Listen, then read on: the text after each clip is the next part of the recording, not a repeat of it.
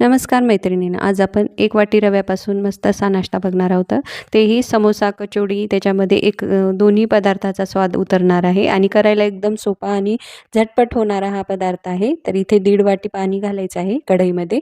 पाणी उकळल्यानंतर त्याच्यात थोडेसे लाल तिखट कुटून घालायचे आहे किंवा चिली फ्लेक्स घालू शकता. चवीनुसार मीठ घालायचं. 1 वाटी रवा घालायचा आणि व्हिडिओमध्ये दाखवत आहे त्याप्रमाणे गोळा होईपर्यंत त्याला आपल्याला व्यवस्थित असं घोटून घ्यायचं आहे आणि नंतर त्याची एक वाफ काढून घ्यायची आहे.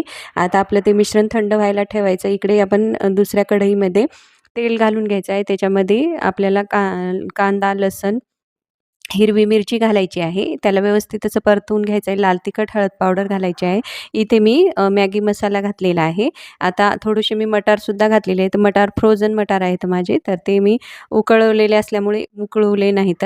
तर इथे गरम मसाला घालायचा. इथे मी 3 बटाटे उकडवून घेतलेले आहेत. ते मॅश करून घालायचे आहेत आणि त्याला व्यवस्थित एकदा मिक्स करून घ्यायचं आहे. चवीनुसार मीठ घालायचं, कोथिंबीर घालायची, अर्धा चमचा गरम मसाला घालायचा.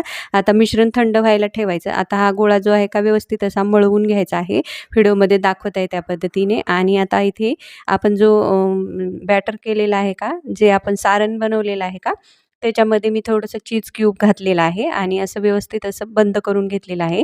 आता पिठाचा गोळा घ्यायचा आहे. त्याची एक पारी तयार करून घ्यायची आहे आणि आपल्याला जो सारणाचा गोळा आहे का, तो असा व्यवस्थित असा याच्यामध्ये भरवून घ्यायचा आहे आणि याला बंद करून घ्यायचा आहे.